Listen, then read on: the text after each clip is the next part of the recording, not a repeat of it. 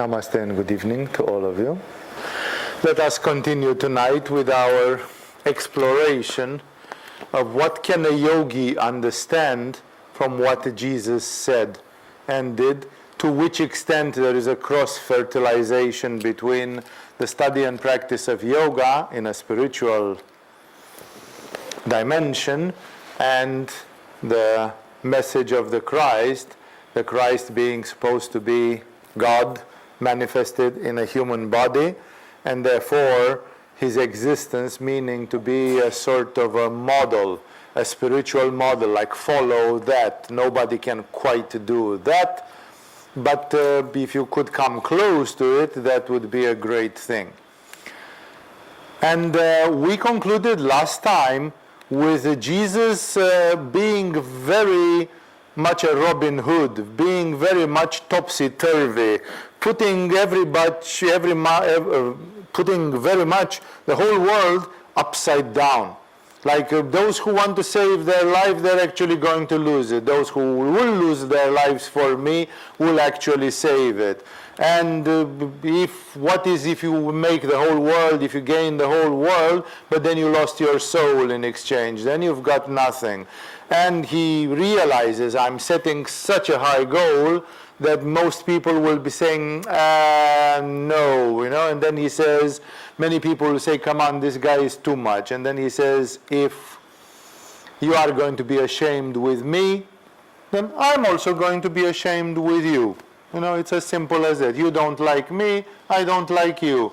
You don't put in the shoulder for me, I'm not going to put my shoulder in for you. And it's as simple as that until you will wake up. It's a very cruel, here we see some of this Manipura Jewish God kind of thing, that there is also a dimension on Manipura where for God you have to be honorable, you have to be loyal, you have to be devoted, you have to be in this way. So then he concluded by the sentence where he promised that there will be many people in his audience who will see God before they die. Like he promised that some people will receive concrete results. See, ultimately, a guru doesn't know. You'd say, well, a guru should know. Not really. Like Ramana Maharishi was a wonderful yogi and a wonderful person and very pure. And when he died, he himself could not see one single person in his disciples that could sit where he sat, that he could take over. No? So Ramana Maharishi, for example, could not promise, if you will stay besides me, some of you will see God before you taste death. Because actually it was not true. There were people who have been with Ramana Maharishi 30 years and they did not see God. Not because Ramana Maharishi was a bad guru, but God doesn't have the same plans with Jesus and with Ramana Maharishi. One means something and another one means something else. One has the function to do this, another one has the function to do that. Therefore, even spiritual masters are not equal in the eyes of Shiva, and therefore they will have different effect upon the world, different realizations upon the world. But Jesus kind of knew it. He promised. He says, there are people in this room who will see God before they taste death. And then, of course, you realize that Jesus is proposing, we usually say this anahata thing, not Manipura. The Jews were trying to connect to God on Manipura, to be honorable, to be loyal, to be correct, to be kadosh, to do 826 things every day, which will keep them pleasurable to God and so on. While Jesus says, if you can just be in anahata 100%, then you don't need to bother about all those rules. Like he himself is breaking the Sabbath, not washing his hands, eating out of the temple offerings, and doing a few other crazy stuff, which was definitely not kadosh, not holy for the Jews, not kosher, if you prefer another Jewish word, for the Jews of the day. And still Jesus gets away with it. And he says, you have a choice. You stay on Manipura and do 826 things, or you go on Anahata and forgive everybody and love your enemies and do the 10 things which I told you to do, and then that will be good enough. It's a more simple way. It's more simple but so much more difficult. On this planet Earth, it's not completely impossible, because human beings are dominated by the first 4 chakras and the first 4 elements. That's something which happens in astrology. In this room now, there are people who are dominantly earth, dominantly water, dominantly fire, and dominantly air. And those of you that happen to have a lot of air, you have a lot of connections with Anahata chakra. So Anahata chakra is not a city in China. If Jesus would have said everybody should be on Vishuddha, everybody should be on Ajna, that would have been like more unrealistic.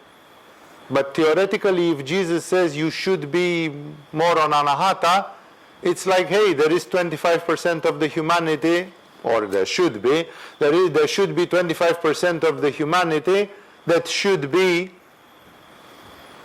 air signs, or having proportional air. Air is one of the equal 4 elements in astrology. No? So at least we would have about 25% that could show us a little bit of Anahata, a little bit of air. Now when I look at life after so many years of yoga and having taught it, I would say that although mathematically it should be so, maybe it doesn't quite work that way. Maybe there are 10% which are on Anahata, but hey, 10% is still a reasonable percentage. Like 1 person in 10, maybe not all of them in the same country, maybe more of them in India, maybe more of them in Russia, maybe more of them in Romania or some other places, and there will be places where there is more Anahata chakra, and then, it's not such a wild ideal.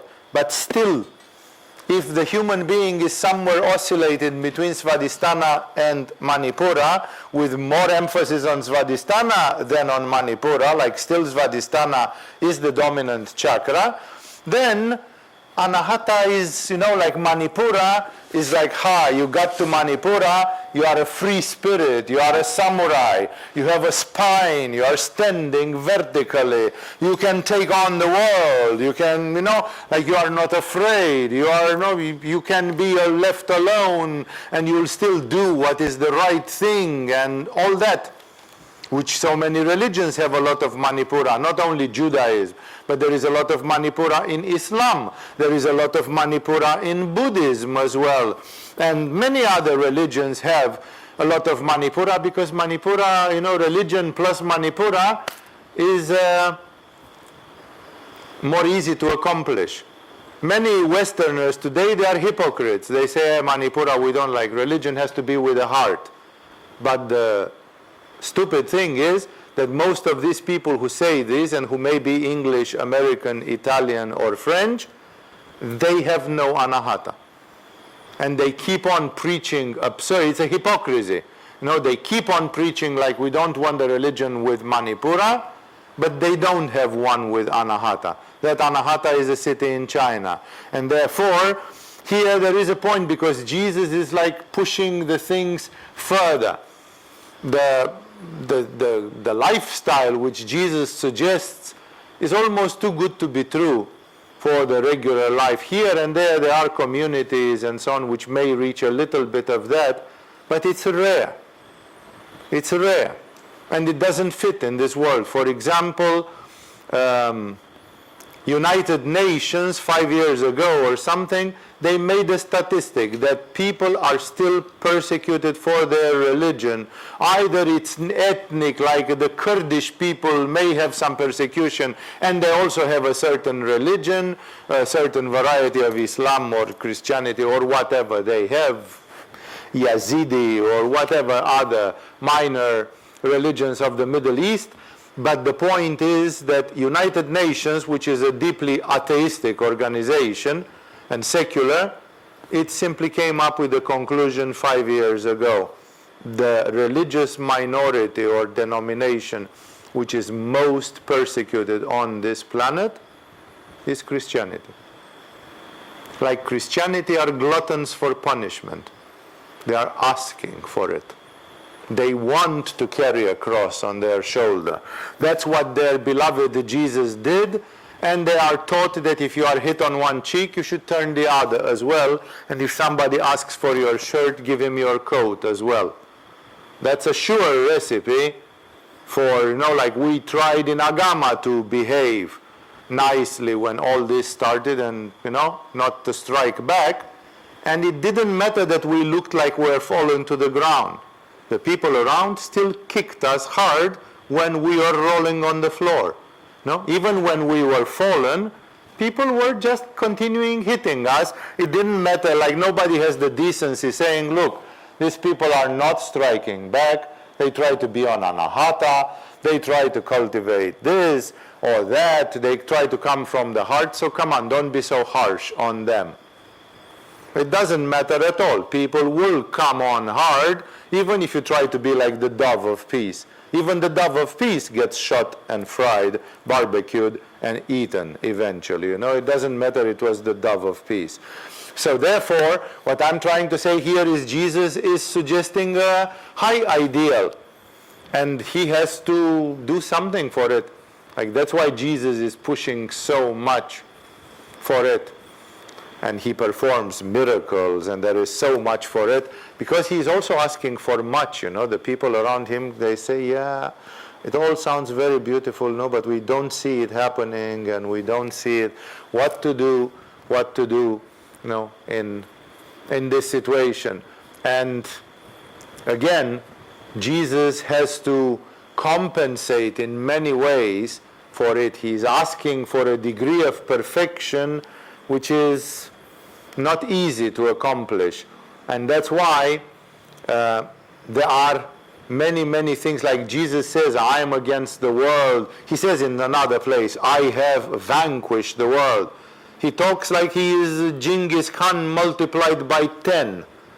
He simply says, I have vanquished the world. Like everything which is in the world, shit, ego, ignorance, darkness, misery, possession, possessiveness, materialism, I have trampled on them like Genghis Khan.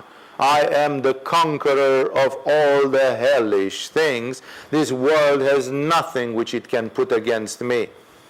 So he basically behaves like a Milarepa. He behaves like more than Milarepa. He basically says, my spirit is so strong, my tapasya is so strong that there is nothing in this world which can come against me. There is no temptation or anything which can compete with what I've got to offer. So he's going really hard on these things, but remember, here is precisely the point that he has a lot to compensate for, because he has to offer something which is, he's setting the standards high. There is a proverb which is quoted in your yoga courses in the first level, if I remember correctly, which says if you want, it's an Arabian proverb, which says if you want to set your path straight, attach your chariot to a star. Because only the stars are far, far, far away. And when you put your direction with a star, you don't lose your direction. If you put your direction according to the wind or according to a tree or you will wobble. But with a star you never wobble, because it's so far away that it can go, the way to that star can be only straight, straight, straight. So that means attach your chariot to a star, which means choose a superhuman goal. Choose something which is unattainable, but which will make you like this Don Quixote song, for those of you who know the British musical, where he says, to reach the unreachable star, to fight the unfightable battle, to defeat the invincible foe, that is my quest, Like to do something impossible, to reach the unreachable star. And Jesus is coming with the unreachable star. And therefore he simply says, I'm giving to you a goal which is almost bigger than life. And therefore, here the task, the thing which is to be done is very great. Consequently, just after this, there comes the episode in the Bible which is, for some Christian mystics, it is the most significant episode in the life of Jesus, perhaps more significant than the crucifixion. It is the one called the Transfiguration. And while we use the word of transfiguration in Tantra, gender-oriented, that every man is Shiva and every woman is Shakti, and the general meaning of the word is the same. In the case of Jesus, the transfiguration has not a gender-oriented thing. In the case of Jesus, it has the same thing, that if you look carefully at a woman, you will see the goddess that is behind the scenes. If you look carefully at Jesus, and especially if Jesus allows it, if Jesus allows to pull the curtain a little bit, then you can actually see who he truly is. Because normally, Maya is hiding it. I'm telling you, Jesus could come and just shine light and come in chariots of fire pulled by the gods and angels, and everybody would throw themselves to the ground. But even Jesus did not do that, because what God gave him to do was to shake the world, but not to shake the world too much, because too much would have simply interrupted the existence of Kali Yuga. Kali Yuga wouldn't have been Kali Yuga if Jesus would have shaken the tree, shaken the planet too much. So this thing which Jesus did is relatively big and amazing, but it's by far not even close to what Jesus could have done. But it was not permitted, it was not on the roster, it was not on the to-do list. Jesus had to do what he did, and not more. See, everybody would like to see a sort of a definitive victory. That definite victory has been seen by the Christian saints only on Doomsday, only when you get to the Judgment Day. And when you get to the Judgment Day, it's too late to do anything about it, because the line has been drawn already. And therefore there will be an apocalypse. In Greek, the apocalypse means knowledge, awakening. So there will be an apocalypse, but that apocalypse will come after the referee has blown the final whistle. And now let's see what was the true face of things. Like, too late for anybody to correct even 1 millimeter of what has been done. And therefore, there is a revelation. Every soul eventually sees their mistakes, their good things, sees the guardian angel, and implicitly sees God. But not as long as they are in the test. You finish a test in the university, as soon as the teacher took the papers, you can open your manual and look and say, oh, I didn't do it quite right. Then you can open the handbooks when the exam is finished, not before the end of the exam. This shows very clearly that our lives, our existence on earth, they are an exam. They are a non-stop exam, and we have to make choices, and we have to make choices in this limbo, in this twilight zone where we don't see for sure. Of course I can forgive that guy, but will it bring any benefit really if I would forgive them? Like, yeah, sure, Jesus said forgive them 70 times 7, but honestly, does anybody believe in what Jesus said? It's like, in the end, when somebody steps on your toes, it's very difficult to rise to that level. And therefore we say, yes, we love Jesus and all that, but in real life you don't see that. All the so-called Christian countries, like Sundar Singh said, I've been to the Christian lands and found no Christians, because most of them behave on Svadhisthana Manipura. The government, if somebody kills one of my people, I'm going to kill 10 of your people. It's at least a tooth for a tooth and an eye for an eye, which is a law of Manipura. not at all the law of Jesus on anahata. No? And therefore, we say, but ultimately when it comes to applying Jesus to our lives, it's like, yeah, I tried, but I think it was too difficult. No?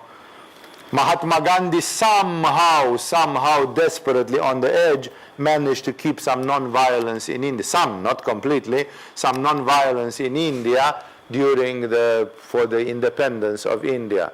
No? Then they tried the same thing in South Africa with Nelson Mandela and all those.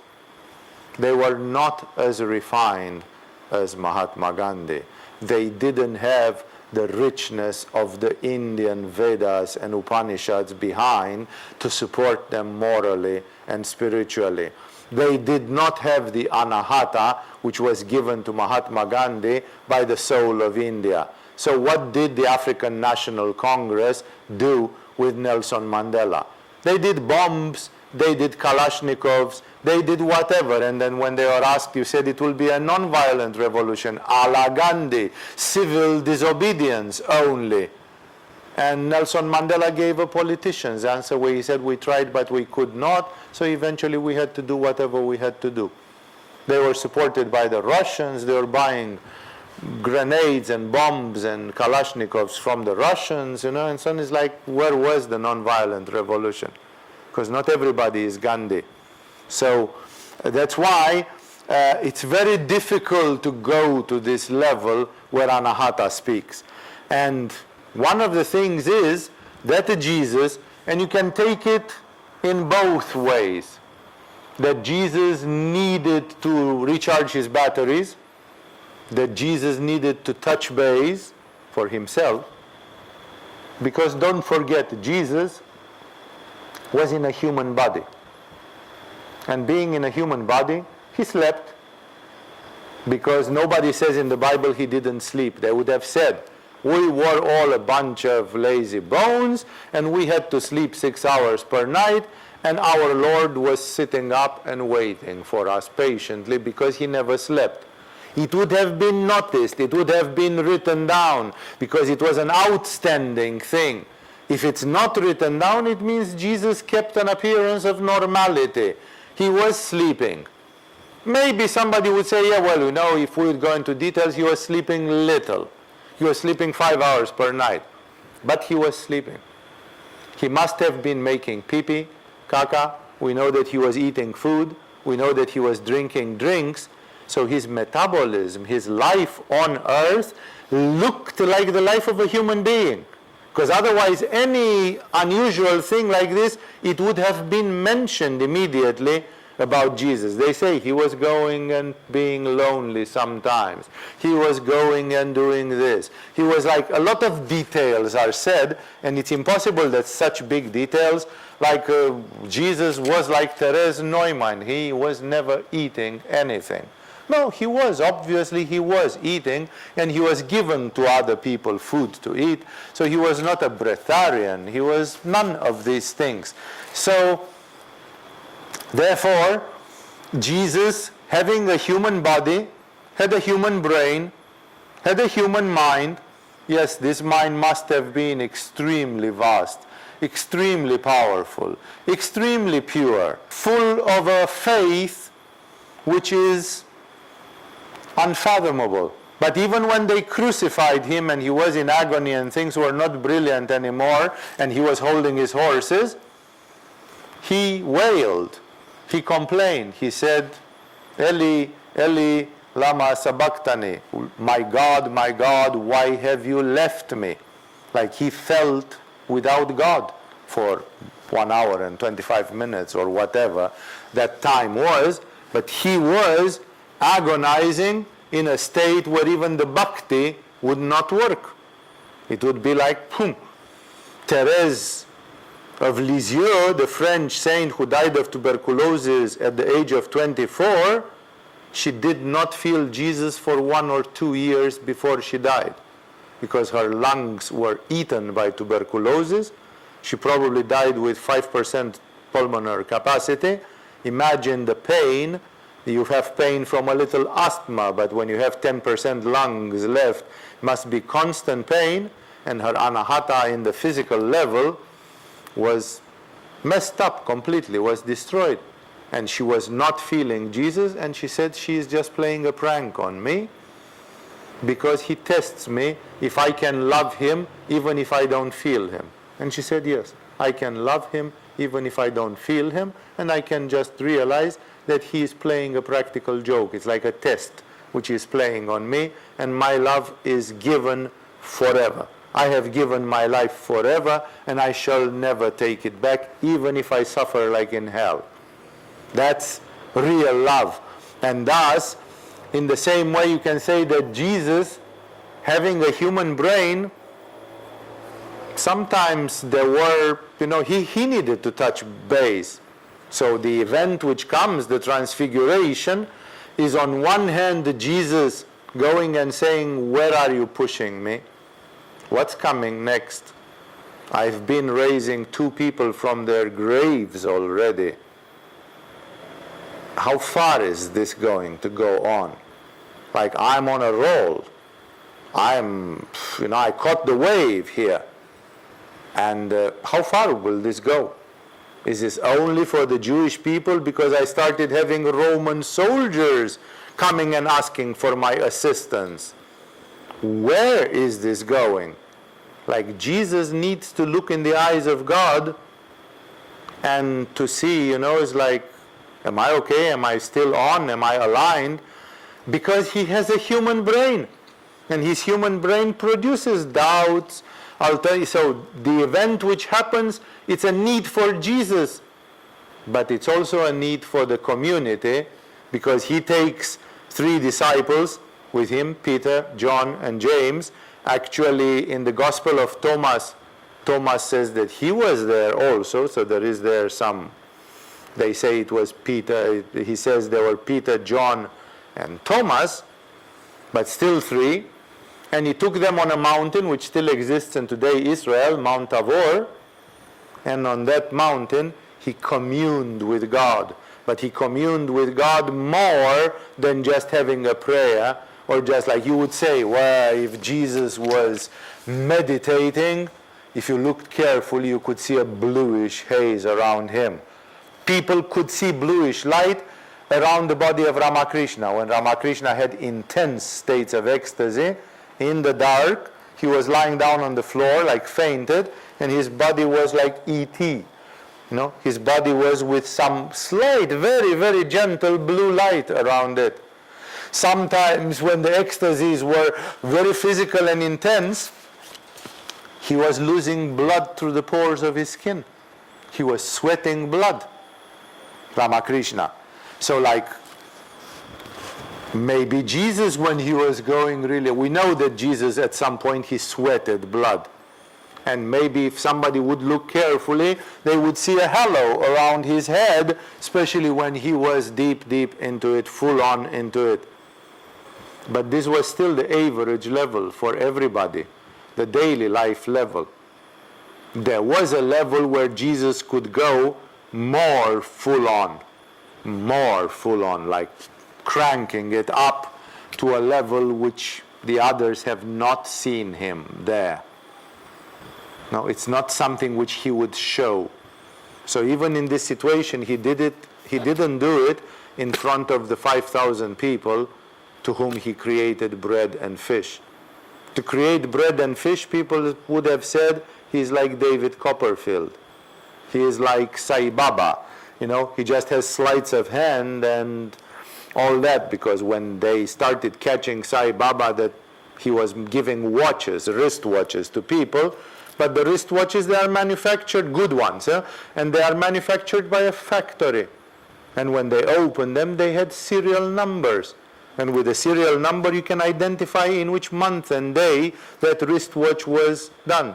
And they asked Sai Baba, how comes that you materialize wristwatches which have serial numbers which come from a factory in Japan or in Switzerland?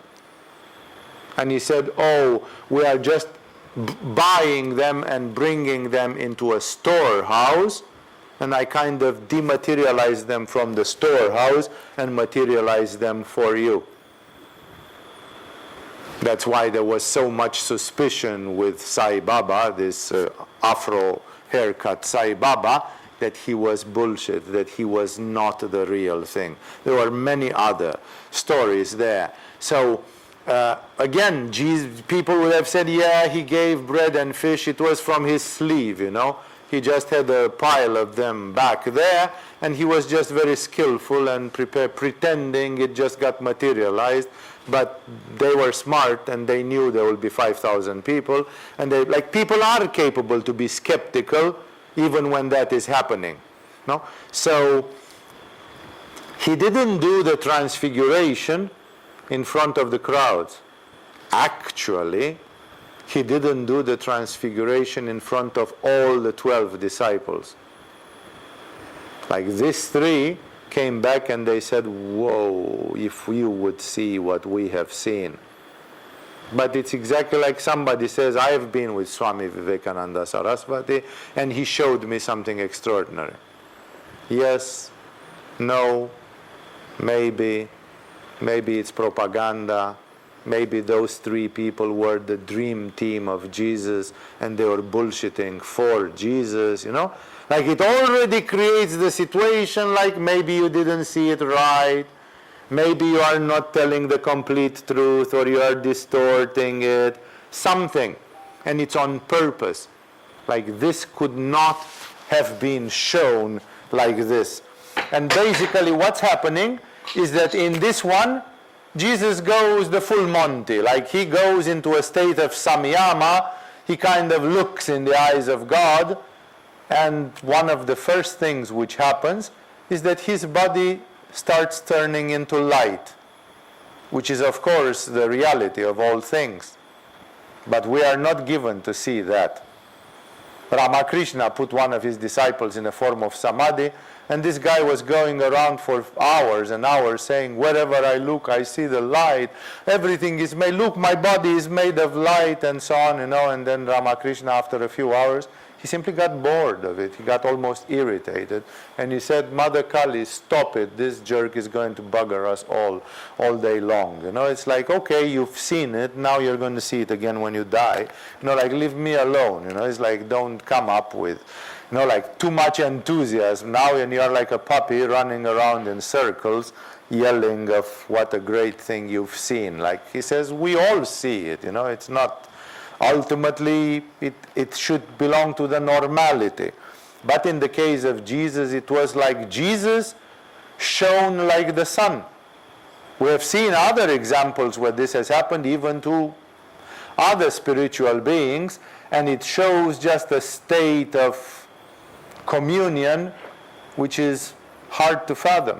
For example, Seraphim of Sarov, a Russian saint from the 19th century, he did it. And he did it in front of one man who was not a monk in the monastery. He was a man with great heart and great humbleness, that Seraphim thought he was more spiritual than all the monks in the monastery where he lived.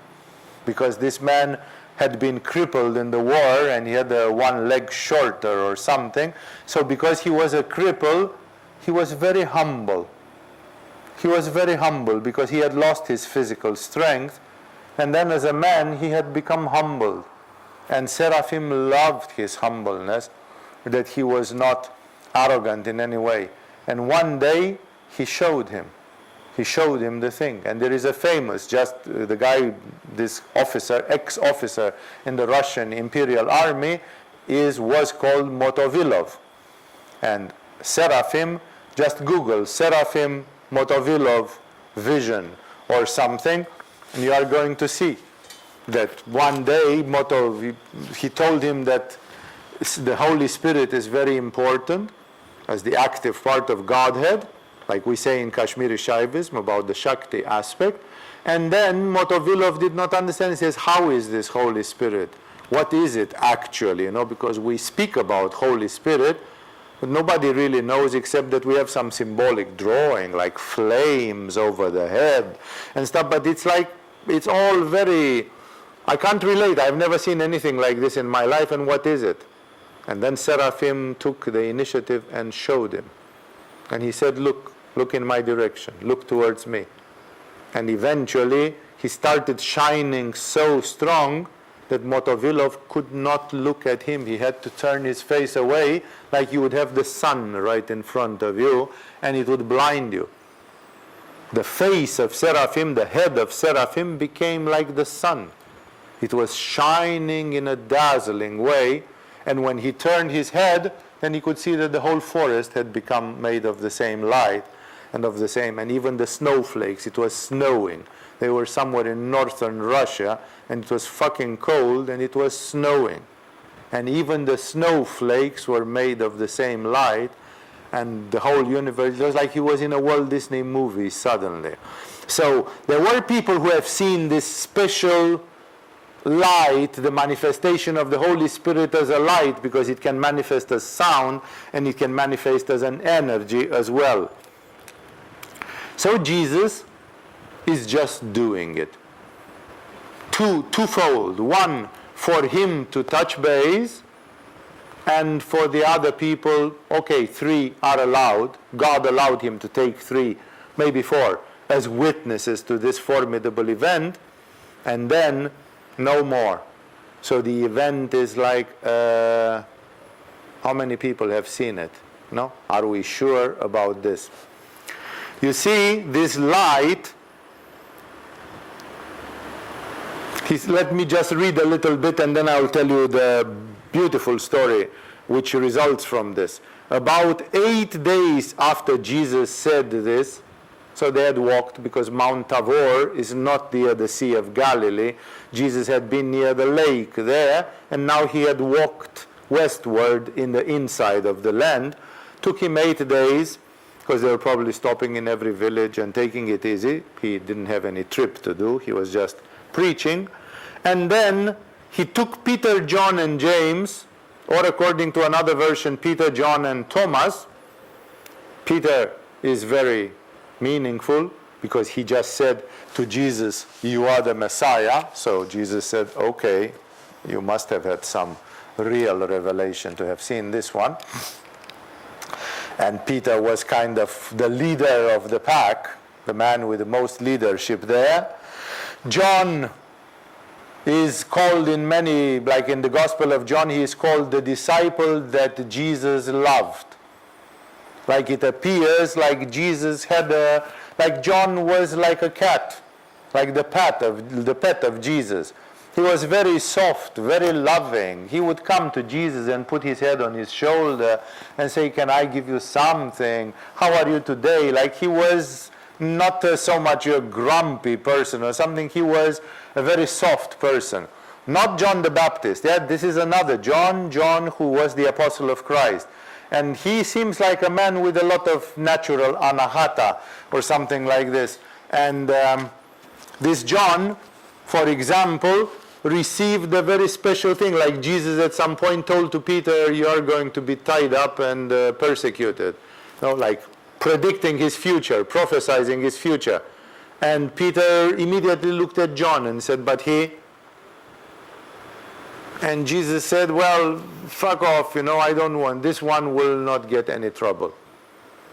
Like funnily enough, 11 of the 12 apostles became assassinated. Even Thomas, who went to India in Kerala, even Thomas was assassinated. But not John. John was persecuted, but not assassinated, not tortured too much and so on, and he lived 101, 102 years in the island of Patmos, which is in the Mediterranean, the eastern Mediterranean, close to the coast of Turkey, but politically belonging to Greece nowadays. So, what I'm trying to say is John was a bit special. He is called the disciple whom Jesus loved, and somehow Jesus gave him a special dharma, a special existence. And this John wrote the final book in the Bible, the famous book of Revelation. It's the revelation of John. He was old and he saw the future of humanity and the end of days, the end of the Kali Yuga, when it will happen, approximately how it will happen. So Peter, John were big. James, you have heard more about Thomas than about James, because Thomas was the unbelieving Gemini, the doubting Gemini guy, he went to India, went to Rome or something. So he was a bit of a peculiar disciple, and he wrote a gospel. There is a gospel of Thomas. So, of course, you would say Peter, John, and probably Thomas if you want to select some. But James, why not? So this version says that Peter, John, and James were taken with him and went up onto a mountain to pray. It's like I'm telling you, I'm going to take Fabian and Amritesha and Lucilla, and we go on a mountain to pray, and tomorrow we come back to you. It's a bit frustrating, no? Like, what is Jesus going to show to those three? No, it's like it's something. So he took three special people. All the 12 apostles are one and the same. And yet, Jesus could extend this one only to three people. He felt that God does not allow him to show it to 6 or to all 12. Theoretically, he could have done. And he said, I go to pray. If I'm going to say, I'm going a little bit with these guys to meditate, every one of you will ask, but Swamiji, can we come with you? Can we also meditate with you? No? So the people would have said, you go and pray. You pray harder than usually. We would like to be 5 meters from you, so we get something from this prayer. No? So it was a special event in some way because it produces all sorts of reactions, as you can see already. So he said, he took them with him and went up on a mountain to pray. That mountain is Mount Tabor, as I told you. In the Bible, it's sometimes spelled as Tabor. Many of the Hebrews today, they spell it as Tavor on their maps and in their language. As he was praying, so this must have been a very special prayer because people had seen Jesus praying, the appearance of his face changed and his clothes became as bright as a flash of lightning. Like people have seen a flash of lightning. Imagine what was there, that his clothes became like lightning. Like we can't imagine what was inside those clothes, but his clothes were radiant like the flash of lightning. This is some prayer, you know, it's like, I would express my sincere wish that if tonight I do some prayer, my clothes should become like a flash of lightning. No, like this is prayer taken to the level where the flesh is not flesh anymore. The flesh is like plasma, is like hydrogen under fusion, you know, it's a nuclear, like there, you're like the sun. It's not necessarily a sun which generates heat, because people don't report having felt heat. It was just a phenomenon of light, but imagine how intense it should have been.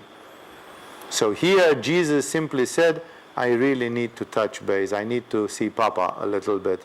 I need to see Daddy a little bit. I need to give a hug to Daddy here, because it's like, this thing is going a bit wild. My life here with you, it's going into something very wild. Also, it's like I'm so different, and I'm such a crazy hippie, and I'm asking of you to live your life against the world. Everybody wants to get, and I'm telling you, what's the use if you get half of the world, if you lost your soul? Like he turns the tables on everything, you know, he simply says, you should better not have anything, but have your soul, or something.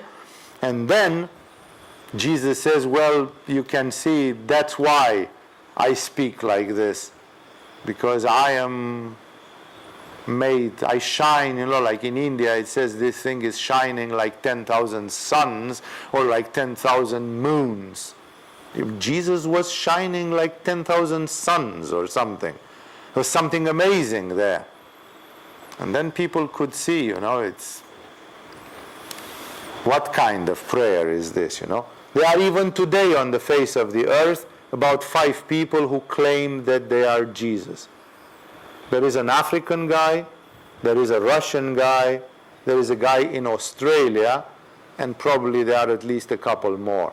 You know, there are a couple of schizophrenic people on this planet, who say that they are Jesus. But then if we tell them transfigure a little bit, drink some molten iron like Shankaracharya, like shine like 10,000 suns, just for a minute so we can see you are the real deal. They are not. They are not. Which is bullshit, because Jesus said, I came, and even this time when I shone like 10,000 suns, this is my humble manifestation.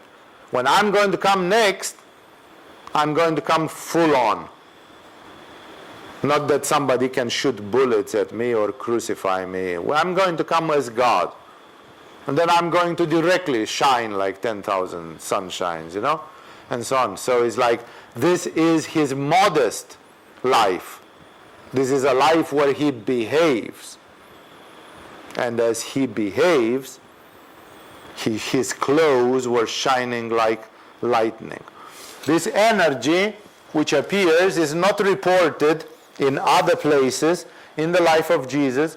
Even when he fasted 40 days in the desert and so on, this light is reported 2 times. One of them is this, and you would be happy to know that in the Orthodox Church, I don't remember in the Catholic Church if it's the same day or not, but this day is celebrated on the 6th of August, which means very soon. The 6th of August in Orthodox Christianity is the day of the Transfiguration.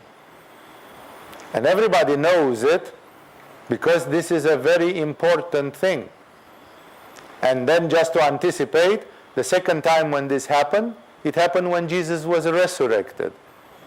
When God came back and sent the angel, and then there was this light, and there was this imprint on this cloth, on the Turin shroud, and then Jesus was alive, breathing again. There are 2 times that this light showed up in the life of Jesus.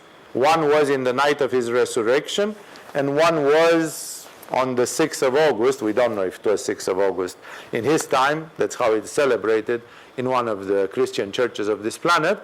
And that's the 2 times when people have seen it.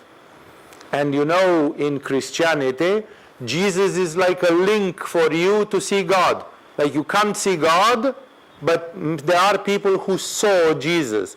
And they drew him, and they painted him, and they spoke about him. So for 2,000 years, we have a tradition about Jesus.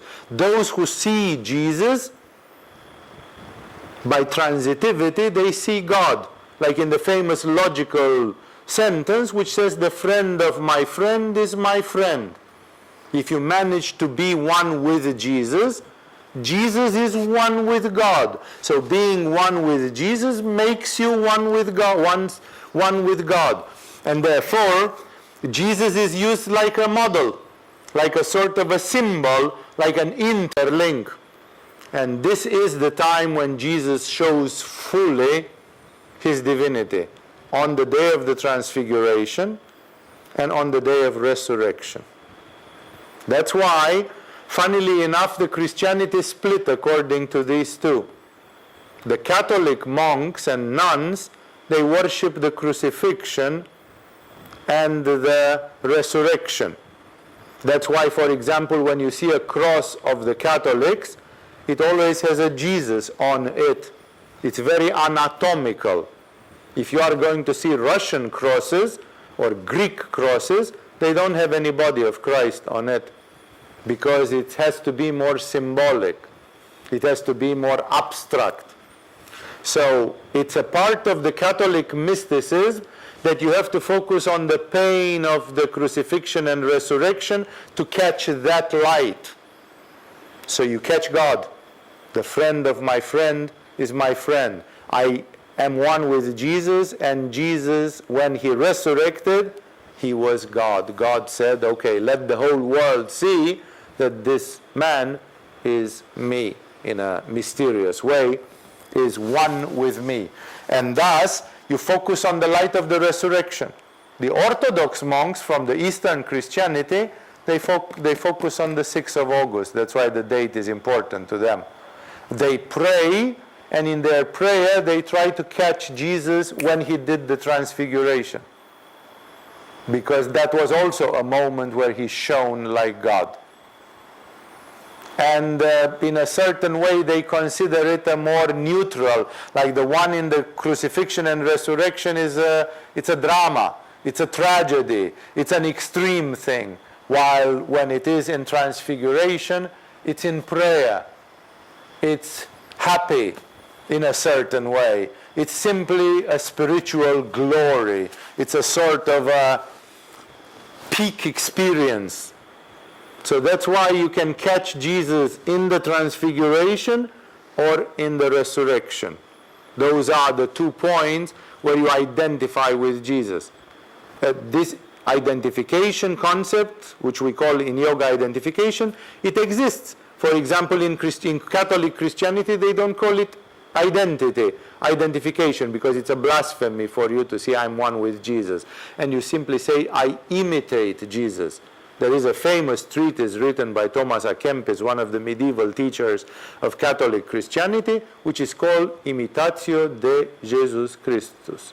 The imitation of Jesus Christ. How to imitate Jesus Christ. So you imitate him when he does transfiguration, or you imitate him when God resurrects him. Those are the best moments. It's like NLP. You want to do NLP with Jesus? You want to model Jesus?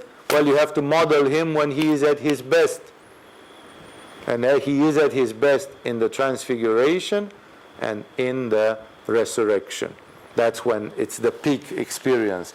So that's why this is a very special thing, because Jesus, either because he needed to touch base or because he needed to show something to the world via his disciples, he went to this. It's exactly like he would have said, let me show you a little bit what real prayer looks like. No? Like, there was a man called Zosima who discovered Mary of Egypt, a female saint who had been a prostitute for 17 years, and then he found her living naked in the desert after 30 years in the desert.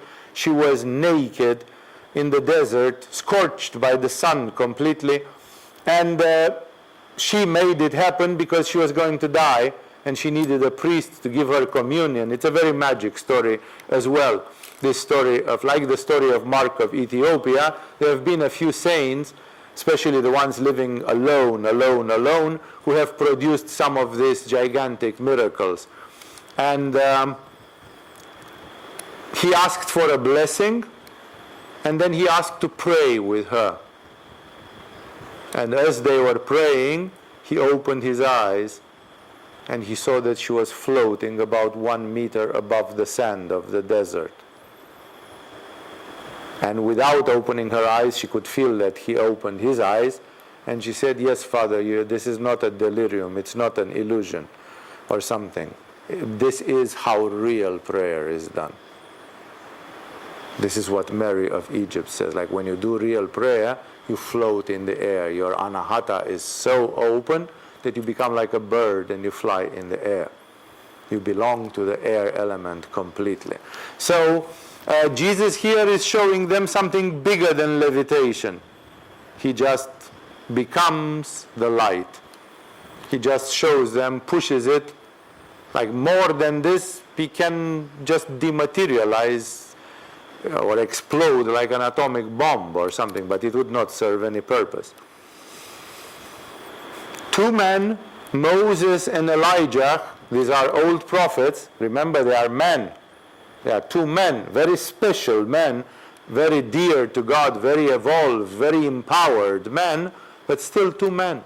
2 men, Moses and Elijah, like 2 very special men, appeared in glorious splendor talking to Jesus. They appeared in glorious splendor, which means they were also shining. I don't know how many of you have seen, they're trying to do a bit of a geeky thing out of this in the Star Wars. In the last Star Wars of the first 6 episodes, the Return of the Jedi, I think it was called, or something, when finally Darth Vader becomes a good guy and kills the Emperor or whatever. In the end, they are all three dead. Yoda, Darth Vader, and Ben, Obi-Wan Kenobi, and they appear shining. They all of them shine. They semi-materialize as appearances of light. That gives you an idea of what is said about Moses and Elijah. Moses and Elijah appear, but not just as simple flesh and blood. They appear shining also. That's why it says here that they appeared in glorious splendor, like also as made of light. You could see that that was something supernal, supernatural. Talking with Jesus. Sure, Jesus, when he is praying, he is visited by very select company. No, like if you would pray and Moses and Elijah would come to your prayer, you would be in a very good place. Like you could say it's a very good sign, this one. So they spoke about his departure, which he was about to bring to fulfillment at Jerusalem. So these people were talking to Jesus, were confirming to Jesus, no, you are not going schizo, this is really what's going to happen, like we see it. Because remember, a human mind can say, is it really like, am I going nuts? Am I asked to be crucified and then wait patiently for 3 days? Like it's maybe too much to ask of a human being, It's like my brain starts believing that I'm maybe getting carried on by too much glory, by too much, like people praise me, miracles are happening, and then I'm like, whoa. So better I touch base a little bit. And Moses and Elijah appear to him and say, yeah, you are soon to leave this world. Your mission is soon over. Jerusalem, this, that. And then Jesus knows. It's like, I'm not delirious. This is not that I'm making it up and it will become a self-fulfilling prophecy. And it's like I consulted myself with some of the greatest men that lived in this spiritual environment and who are now with God in the kingdom of heaven, in Shambhala. And from there, they tell me, no, you are not seeing it wrong. It's just the way it's flowing. So, Peter and his companions were very sleepy. That's what's happening when Sahasrara gets activated and normal people cannot follow. It's exactly like Yoga Nidra. It's like you do an astral projection and you fall asleep. You lose continuity. What was happening with Jesus and this, although it was happening in front of them, it was like too much for their brains to carry. It's like, am I dreaming or what, And half of your brain is tempted to just let go, to just switch off. But when they became fully awake, they saw this glory, they became fully awake. Maybe Jesus had pity on them and said, come on, I want you to see this, not to fall asleep and black out. And then when it's over, you wake up and you ask me, sir, what happened? Guruji, Rabbi, what happened? It's like, okay, see it, so at least the world will know that this really happened. So when they saw it, they saw this glory and the two men standing with him.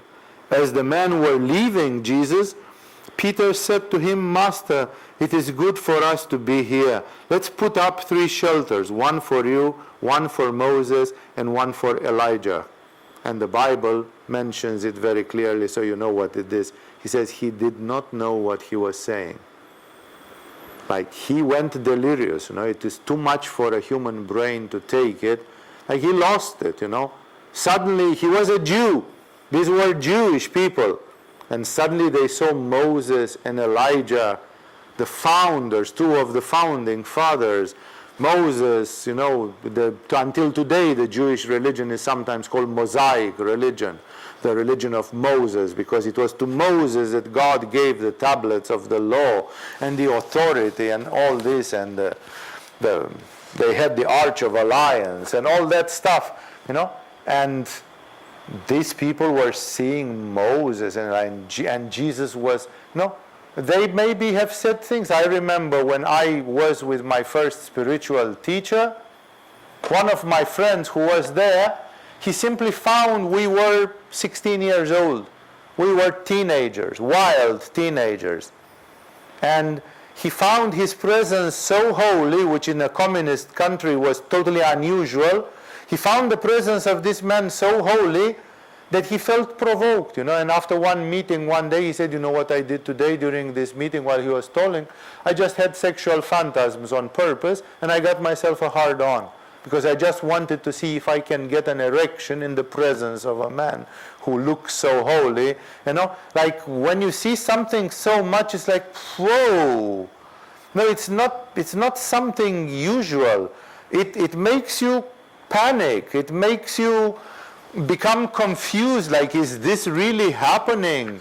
Am I hypnotized? Not to mention that everything looks unreal, because it's a vision of extreme light, luminosity, and unusual. And he says, since you brought us on this mountain, and then you called on Moses and Elijah, and they came, we can make 3 shelters, we can make 3 huts, so that you guys can sleep each one in a hut, and if the rain is coming, like he was like completely, he wanted to serve God, but he didn't make sense, his logics was like blah blah blah, what are you saying, Of course Jesus was probably warmly amused by his poor Peter, who said, I want to make 3 huts for you, like he wants to serve me. Jesus, it's like, take it easy. While he was speaking, a cloud appeared and enveloped them, and they were afraid as they entered the cloud. This thing with the cloud, I made with you this year a meditation about the holy light in Jerusalem. Always when this holy light in Jerusalem appears inside the church, outside there is a cloud. There is a formation of clouds. It's never blue skies. It's a strange cloud formation every single time when they do this ritual. And you are going to see it's associated with what much later a Christian mystic wrote, the cloud of unknowing. Like God is hiding behind the cloud precisely as an absolute symbol of the fact that you cannot see God, you cannot talk about God, you cannot explain God, you cannot understand God with the mind, with the intellect. You cannot embrace God with your mind. And that's why there is something like you see it, but you don't. And these people were there, and suddenly a cloud came. They were like in a fog. They were low clouds. A voice came from the cloud saying, this is my son whom I have chosen. Listen to him. Like, you cannot see God. The Jewish prophets have said, whoever sees God face to face dies. You cannot continue your life in the physical body once you have come so close to God. So that's why you can see God when you die, because then you leave your body anyway. But until you die, the states of samadhi preserve a certain thing that you will not see, or not too much. Kashmiri Shaivas say that, something can be achieved visually as well, but even there, if you read again the brochures of your Kashmiri Shaivism, you will see that the highest form of grace makes one person die instantaneously. Like, that's the biggest grace, because you cannot continue in the physical body. The physical body becomes a joke compared to what's happening to the consciousness of that person. And that's why, so according, when God spoke to Moses, it was a non-natural fire. It was a bush on fire, but the bush was not getting consumed by the fire, so it was a sort of a strange plasma. And then Moses said, but what's your name? And he said, I am the I am, Ehiech, or whatever you pronounce it like. And thus, very unclear, like nobody can pierce except by personal experience, like Jesus is in that state, and then for him the understanding is clear. But Peter and John, they look at it, they are not into it, and first of all they lose their mind, like their mind becomes like, maybe we should build 3 huts for you. It's like, you are not even making any sense, it's like it's nonsense what you are saying now. And then there came a cloud, and the voice came from the cloud. They could hear a voice, God manifesting not only for visual people as light, but God manifesting for auditory people as the logos, as the speech, as the vak, the speech of God, the divine speech. And God manifested also as a voice, saying, "This is my Son, whom I have chosen, listen to him." Again, Jesus was crucified 6 months later, and they ran away like cowards. It doesn't mean that they listened, and the human mind is weak.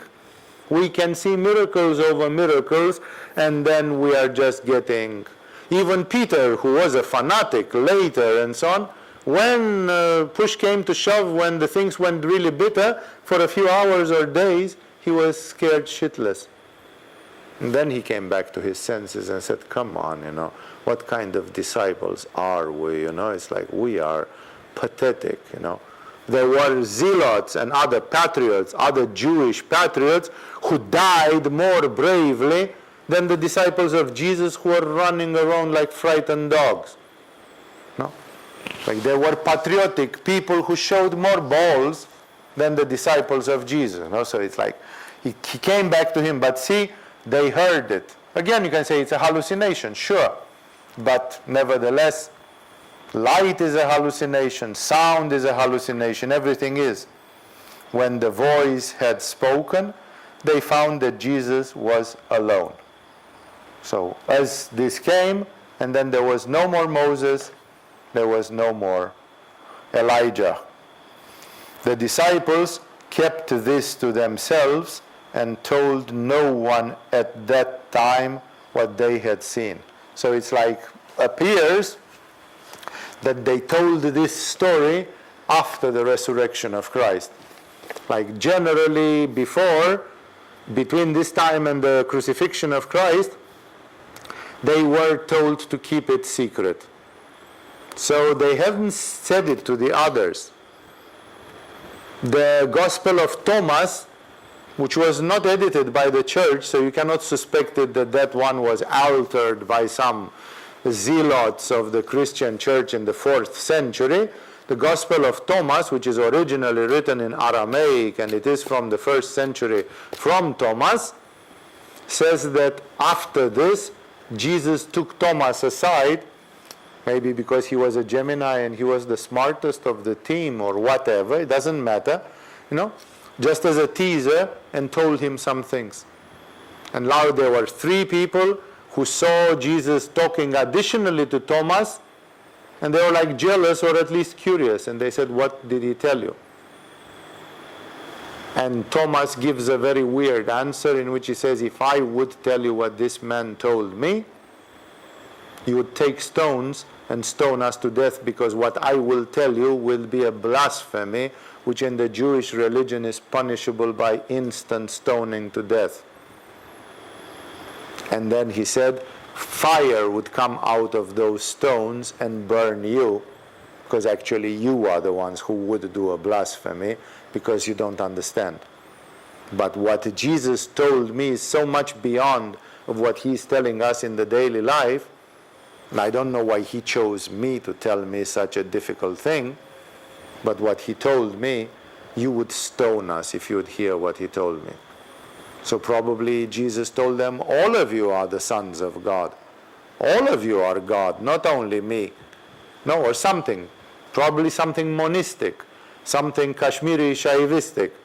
which was a blasphemy in the Jewish environment of those days.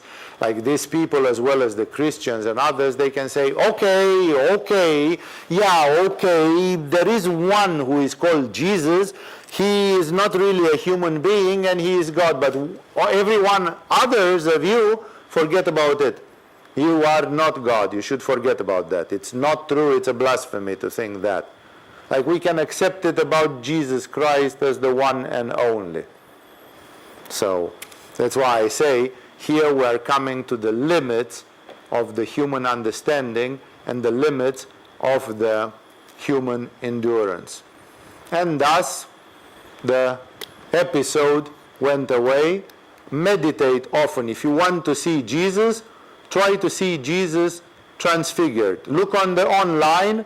There are Byzantine icons, Russian, Greek, and all the kinds, which are, just go for that, Google for that, transfiguration of Christ, and look at images. And you are going to see a lot of icons and paintings which depict this event.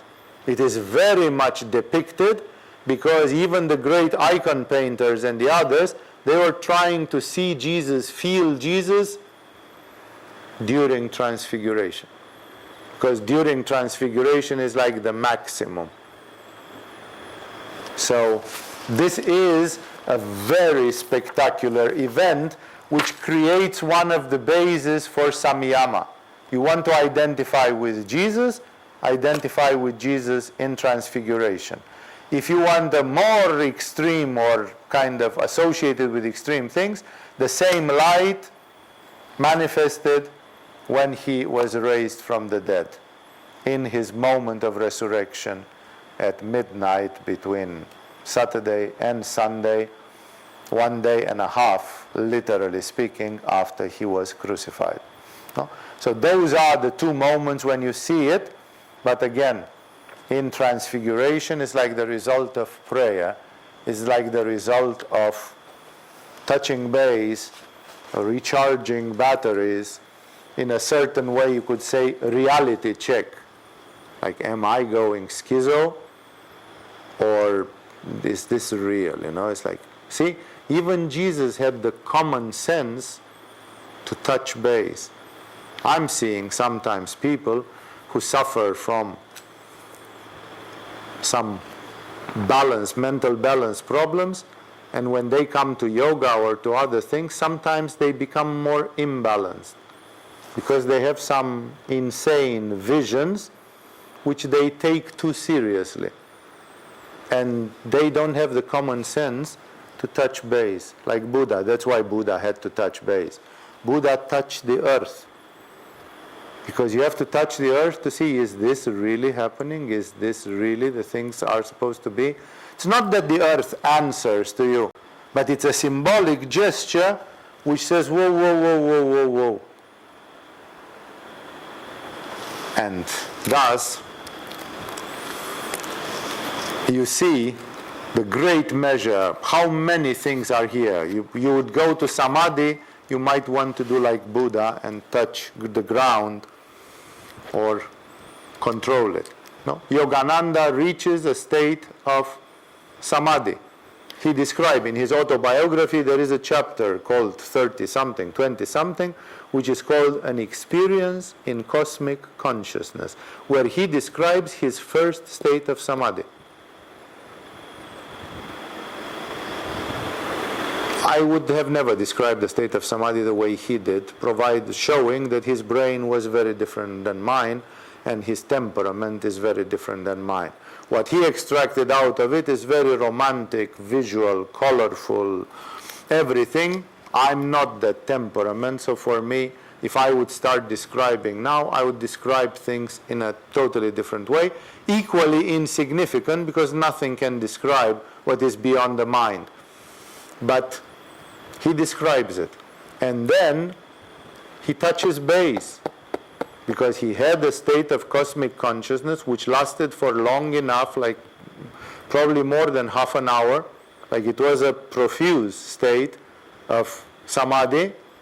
And then in the very next chapter, he goes to Yukteswar, to his guru, and he says, Swamiji or Guruji, show me God. Like you've just had a state of samadhi and you want your guru to show you God. That's touching base, because the state of samadhi in itself is not necessarily clarifying things the way you thought it will clarify them. And then Yukteswar is telling him exactly this. He said, you've been in samadhi and you ask me to show you God. But try to realize that what you have experienced there, this, he explains to him, this is what God actually is. And it's not what God actually is, but it is what a normal human being can understand from God. So even Yogananda has to touch base. Buddha did not have a guru, so he had to touch the earth and draw his own conclusions. Yogananda, fortunately for him, he had a guru. And when he was like, what was that? He went to the guru. And he said, show me God. I did yoga, I had a state of samadhi, but I still want to see God. And Yukteswar tells him, surprise, you've seen him and not seen him.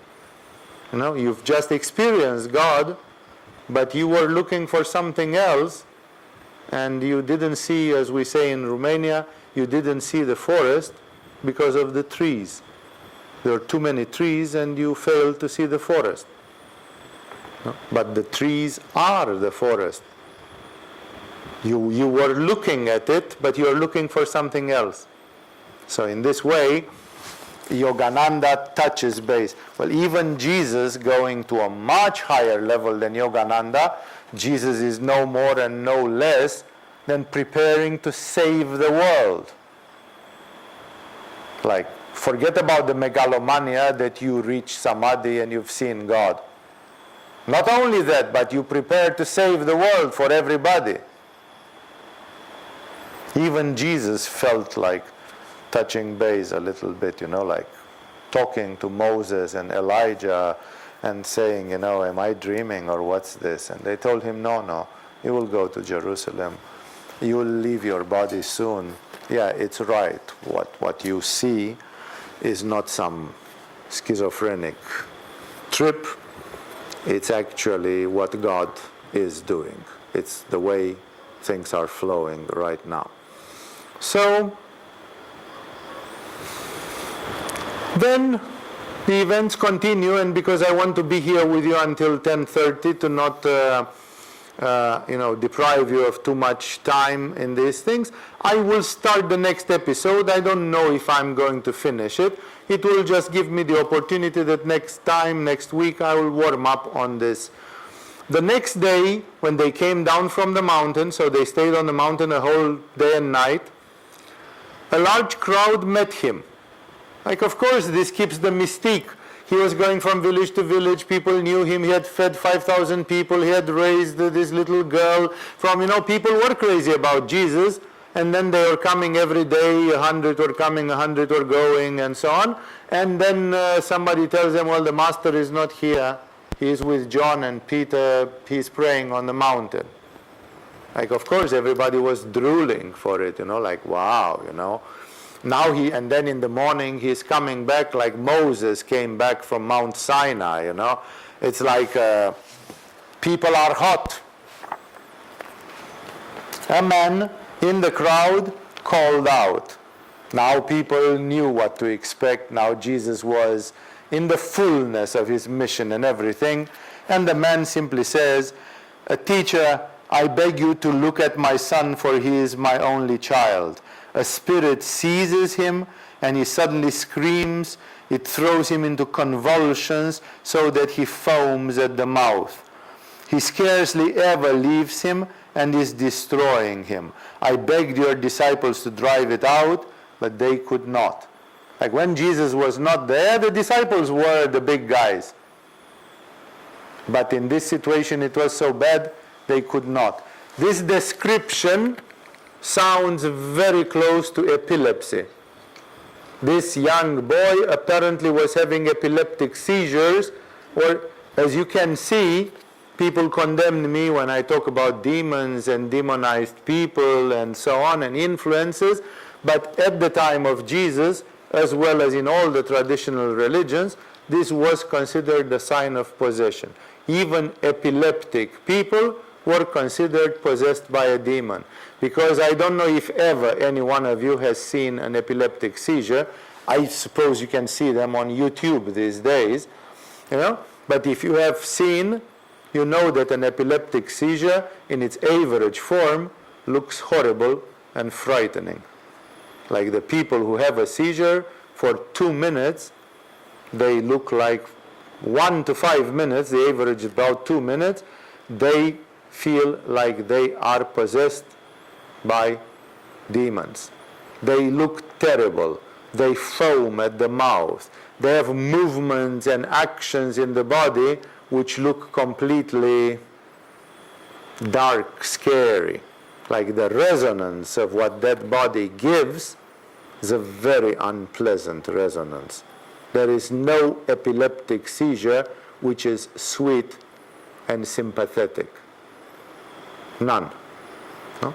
And thus, here we are talking about a very intense possession. This boy apparently had often seizures because his father said it scarcely ever leaves him and is destroying him. So these epileptic things must have happened often, probably once a day, 2 times per day, something which is very much. The average epileptic person has a seizure every 1 week, every 10 days, maybe once a month, but it can be very often, and then your brain system is very stretched. I begged your disciples to drive it out, but they could not. At which Jesus, coming from the transfiguration, like he comes from a peak experience which is unique in his life, except on resurrection, we see it again. Jesus notices that the Father has a little bit of skepticism because he says, your disciples tried, but they could not. So it's like, let's see if you can. There is a trigger there. And also at the disciples, because he knows that the fact that the disciples could not do it, it's because they still have doubts. They still have reservations about it. And then Jesus speaks quite harsh. He says, "Oh, unbelieving and perverse generation." Believe me, if the Jews at the time of Jesus were an unbelieving and perverse generation, then the world in 2019 is way, way below that. Because generally these people were very religious. And what's happening today, it's way below that level.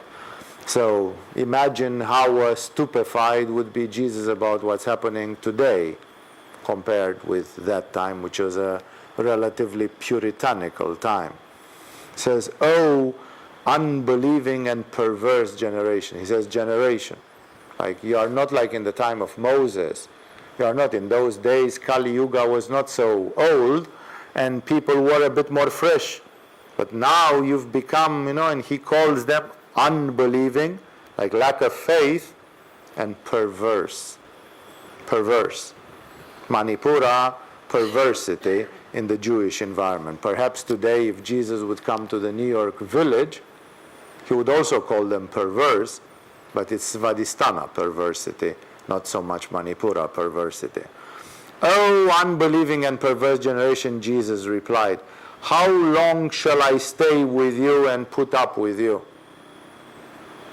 Which you see very clearly that he knows he's going to go away. He knows he has a limited mission. He knows that his mission is to make people not be unbelieving and perverse, correcting them. And he would say, "I have raised 2-3 people from the grave. I have stopped storms and walked on water. I have given sight to the blind and this. I have removed demons by the scores. And if I'm going away for 24 hours, my disciples cannot even eliminate an epileptic demon. Like he says, what will happen if I'm going away for good? Like what will this world become? He can see it. He is very, very aware about these things. And he says, how long shall I stay with you? Like, how many people have I tried to raise from the dead? I have to raise from the dead one every 3 days, or what should I do? So you guys should have faith. How often? How many? What should I do? Because you guys forget a week later and you've all forgotten.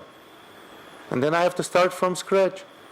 So he says, I want to leave a religion. I want to leave a fact that people believe in my message and they do it.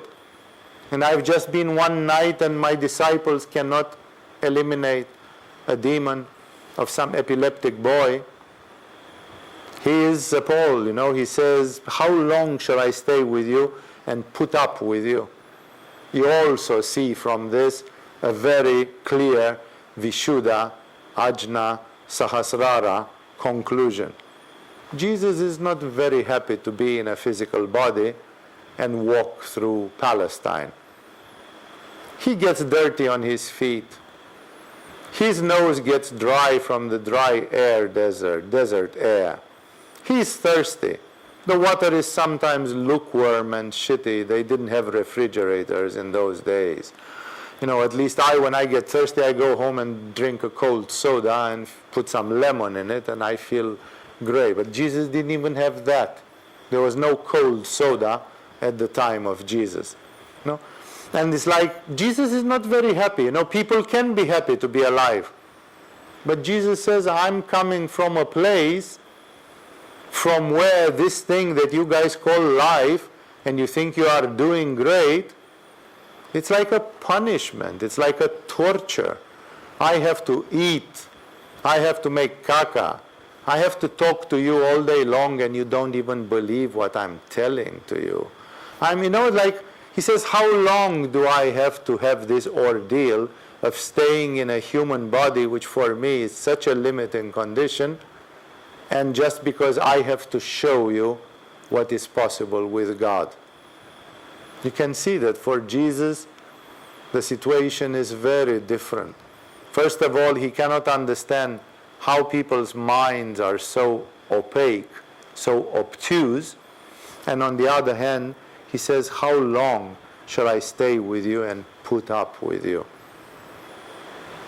It's a test, It's like you are going to a mental hospital or something, and then after half an hour you say, how long are we going to stay? Because I start going crazy myself.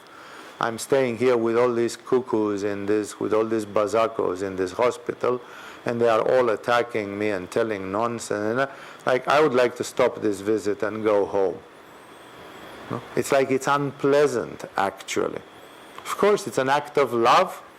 It's an act of identification. It's a spiritual gift. It is about saving the planet Earth and giving it its spiritual momentum. But you can see that Jesus, at some point, he expresses he's exasperated, how long am I going to have to put up with this shit? So in a certain way, for him, death is like a liberation. It's like, okay, I finished my mission. In a certain way, I'm so happy to be out. Jesus never made an effort to say, well, I was resurrected, that proved the point, I have the rainbow body, I can appear and disappear, I'll stay with you for another 3-4 years until things become clear. No. He just stayed for 40 days, he raised to heaven, and au revoir. It's like I'm not really interested. For us, it's a totally different perspective. And then he says, bring your son here. Even while the boy was coming, the demon threw him to the ground in a convulsion. It's a well-known thing that when a powerful healing is coming, especially epileptic seizures, come one last time. In India, there were Babas, which are quoted, who had a very powerful pranayama and a very powerful pranic body, and they could produce healing, and the person who came in their presence, they had an epileptic seizure one last time. It's like the last crisis. It's a way to take the demon out as well, precisely because of the crisis. The same thing is known about the stick of Athanasius in Mount Athos. There is this metal rod which he used to beat demons up, and this rod, which I touched, has the reputation that if an epileptic person touches it, they have a seizure right there in that minute on the spot, and then epilepsy stops. So it's completely conversant with what we have seen that is happening concerning with this type of crisis, peak experience healing. So as he came, as they brought the boy already started having an epileptic seizure. But Jesus rebuked the evil spirit, healed the boy, and gave him back to his father. That's his policy. Now, Jesus, what did he do? He rebuked the evil spirit. He rebuked. He did the same with the pigs before, and those of you who remember, he rebuked. Like I can say, Jesus didn't love the demons like Shiva, everything is one. Well, Jesus says everything is one, fuck off to hell, where you came from, you know? Like, there doesn't need to be any hippie love. There is no flower power with Jesus, you know? That, oh, brothers, I am you and you are I, and you know? That's nonsense in the meaning that it's useless. The epileptic boy and his father, they are looking for a clear-cut separation. And Jesus produces that clear-cut separation, but how does he do it? He rebuked the evil spirit. Rebuked. There are prayers in Christianity inherited from Jesus, especially from Saint Basil the Great. If you read 3 minutes of that prayer, you get goosebumps. It's like you go to hell. It's so terrible. It's so aggressive. It says, I don't know how they address the devil, but by the demons, by some very bad names. You know, they call them some very bad names, you know, and they say, oh, stinky one, or something. I scold you by the power of the one who walked on the sea and stopped the storm. Like they scold the demons. They rebuke them, you know. They simply said, it's wrong that you came here. Fuck off. Shoo. Go away. You know, like there is no friendly, oh dear friend, demon, maybe you would like to go 3 steps to the left and give us some peace. No, they just go with the big hammer. They come with a big hammer, although you can say that Jesus is the universal love and the Son of God. He did not, this is there, you know, sometimes people say, Swamiji, maybe you should act with more love. Yeah, with a hammer. That's what Jesus teaches us. Hammer is the love of Jesus, you know. It's not always, yes, whenever it can be like this, surely love is being practiced in its expressed forms. But here, it's the lesser evil. It's the life of this boy, or a demon came from hell who is having fun with the body of this boy. And then among the two evils, the better alternative is that the boy should become healthy and be given back to the society and maybe even become a spiritual practitioner and pray to God. And therefore Jesus says, demon, what are you doing here? Shoo! Back off! You don't belong here. You are wrong. But you don't love me? Yeah, I love you. Back to hell. Back to hell. You know, it's like, although I love you, your place is not here. Back to hell. Love doesn't mean that I have to become all mushy and kind of, yeah, but sure, you are from hell, but maybe we find a little place for you around here. It doesn't work like this with Jesus. He's very sharp about the things. He rebuked the evil spirit, healed the boy, and gave him back to his father. And they were all amazed at the greatness of God. Beautiful. They were not amazed at the power of Jesus. They were amazed at the greatness of God. Jesus was doing it the right way, with consecration, with humbleness, not forgetting to mention God, so that people's admiration was not going so much to Jesus as it was going to God. Jesus was making himself like an instrument of the divine presence, which is very beautiful. It shows the correct spirit of karma yoga.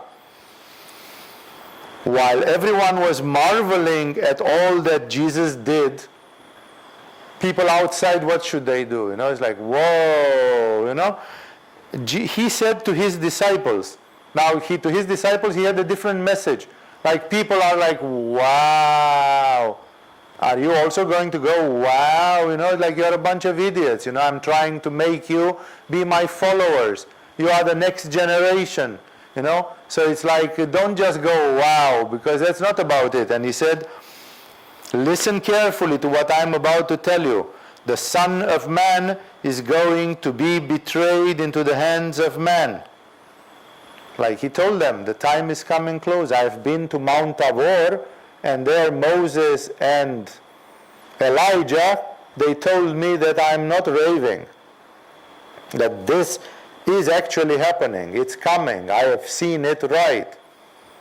I thought that maybe I had some delirium because I drank too much wine or ate too much fish or something, But Moses and Elijah told me it's the real deal, And then he's telling to them, it's like, you don't want this to happen again. I'm going and you are incapable. Then what's the use of what I'm teaching to you? And he said, listen, everybody is in awe, but listen to what I'm about to tell you. The Son of Man, that is him, is going to be betrayed into the hands of man. But they did not understand what this meant. Mysteriously. It's like Jesus didn't say, I can see you are a bit stupid. Let me make a diagram on the board so you can all understand. No, even Jesus, he was a little bit cryptical. He just said short sentences, oblique, and it's like if people don't understand, they don't understand, and that's it. Because they had to make their own choices when this time would come. And, they did not understand what he was meant. It was hidden from them, guess by who? By God himself. Because Shiva is the magician. God did some hocus pocus and somehow it was told to them, but they didn't hear it clear. And if somebody would come tomorrow and say, didn't Jesus tell you this? They would say, yeah, now that you mention it, yes, I can see that it was mentioned, but I don't know how. It's like we were all a bit careless in that day, and we kind of didn't grasp it. Like we didn't grasp something very important. Because you see, they wouldn't have had this test if Jesus would have told them for 3 months, every day, let's take it again, let's prepare for the big events that are coming. I'm going to be arrested. A lot of untrue and unfair things are going to be said about me. This, that, what will you do? Then slowly they would have been prepared, exactly like a CIA operative that is trained to deal with a lie detector or is trained to deal with torture up till a point and so on. It's because they are trained. That's their job if they are spies or something. So Jesus could have trained them like spies. Something bad is going to happen in 6 months. What are you going to do, Peter? No, and if Peter would have been prepared, he would have been much more manipuristic and prepared for the things. But you can see that when this thing happened, it's like he was not prepared at all. It took him almost by surprise, although Jesus told them. So Jesus told it to them in a way where they didn't really pay attention. And that was a karmic thing because they had to be tested. They had to be there. And it says it was hidden from them so that they did not grasp it. And they were afraid to ask him about it. That's exactly how it manifests. Then you ask people, why didn't you dig into this thing? I was afraid that maybe he doesn't want to speak about it. Jesus would have spoken about it, but none of them had the spirit of Ajna Chakra. What the Swami Shivananda says, that you have to have a bold mind. It's something which I was telling the other day, that our friends here in Agama who are Aryas astrologically, the Aryases have a bold mind. Like sometimes even when I see that they are embarrassed to ask something, they ask. They kind of go a little bit in overdrive and they say, okay, if I'm going to lose my head, I'm going to lose my head, but I'm just going to ask this fucking question. You know? And they ask. This is the boldness of the mind. It's the boldness of the spirit. Look in your papers. What gives boldness to your Ajna Chakra?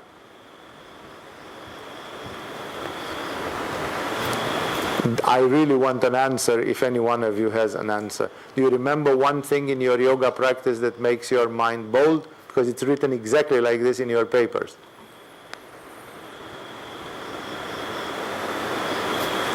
Garudasana, my dear friends.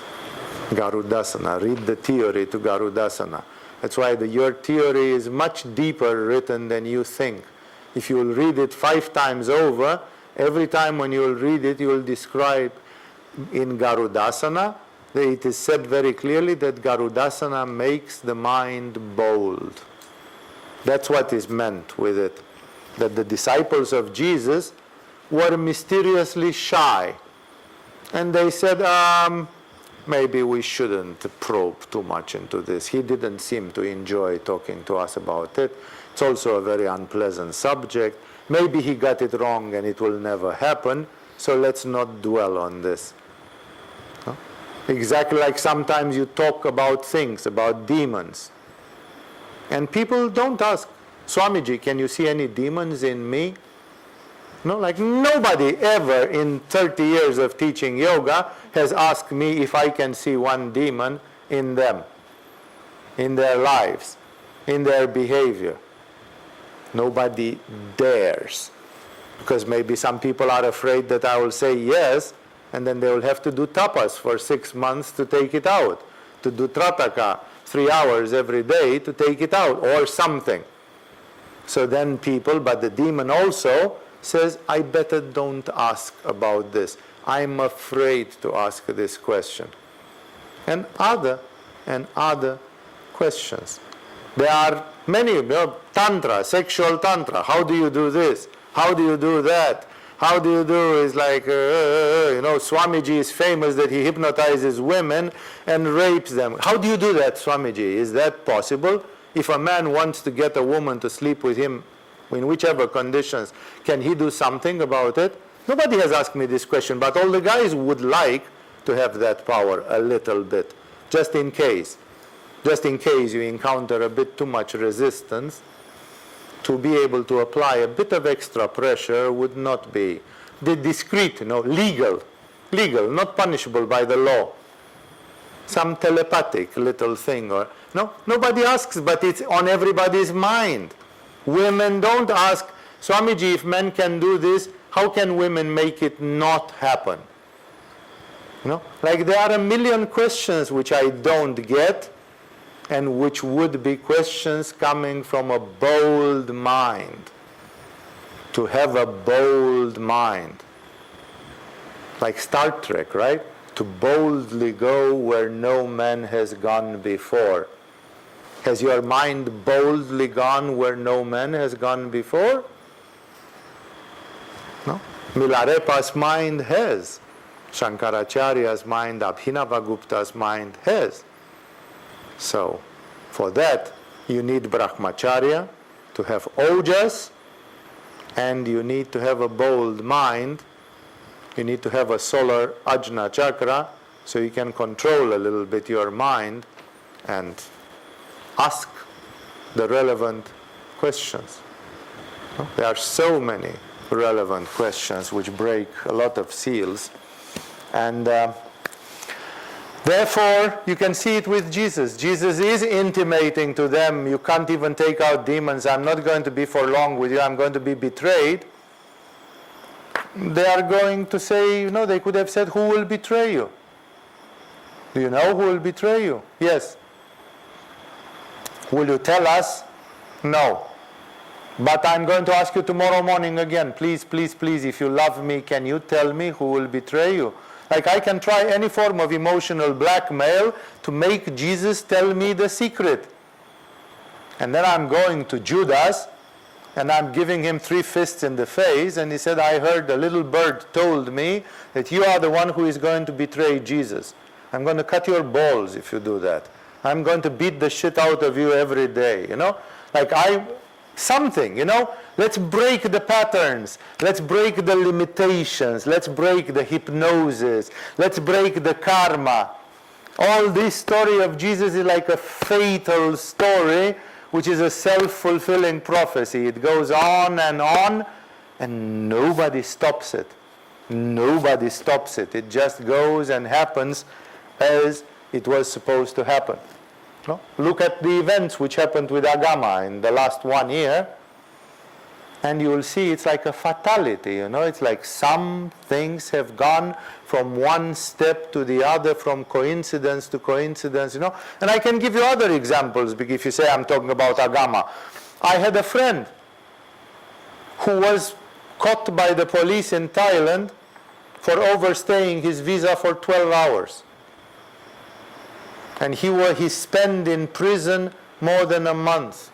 I have been to Bangkok and stayed in hotels just trying to be there. I have hired 3 different lawyers from 3 different organizations. If I would tell you that story, it's not appropriate for this satsang, but if I would tell you that story, that 1 month story, it's like a story of endless negative coincidences. It's negative coincidence over negative coincidence over negative coincidence over. If I would write it, you would think that it's a joke. You'd think that it's some trumped up Hollywood movie, that such a thing does not exist in real life.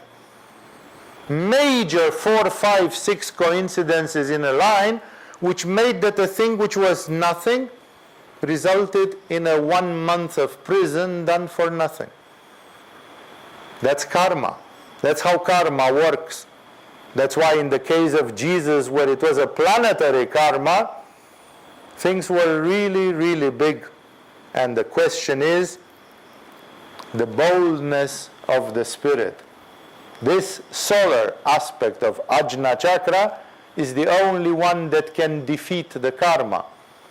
That's why we tell to our students, if you develop your Ajna chakra in a certain way, you will start having this bold spirit, which will make you sometimes, but sometimes no. It's like, I'm tired today. No? Then you postpone 24 hours. It's another 24 hours of the negative karma, simply because you've been too tired. It happens to me. I have postponed important things just because I felt that sometimes squashed, tired to a level where I felt that somebody was grinding my bones, crushing them and grinding them in the mattress of the bed. No? Because there are forces which try to keep you down. And the amount of stubbornness and willpower, that's why I said Ariuses, because they have that one.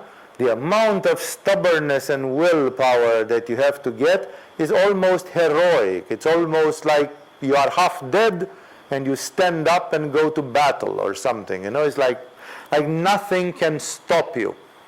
That kind of ajna is required to bend some things in terms of karma or in terms of the mission of Christ. So it's interesting to read this and to say that they did not understand, it was hidden from them, they did not grasp it, and last cherry on top of the cake, they were afraid to ask him about it. Why?